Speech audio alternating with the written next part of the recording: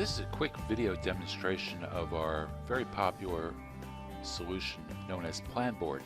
It's based on the Japanese concept of a Kanban, or card sorting system.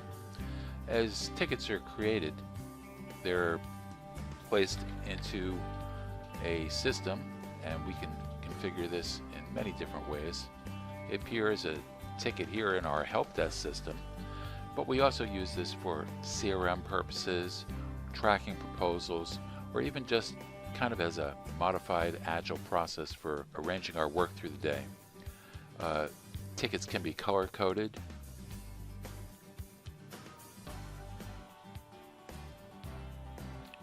They can be moved around by using the mouse.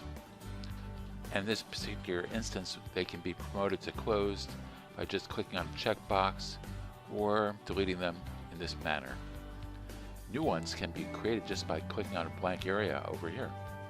Again, this drives our support system for giving our clients the best possible support, and they all enjoy it quite a bit because they can quickly prioritize the tickets, color code them, and it's very friendly and fun to use. Thank you.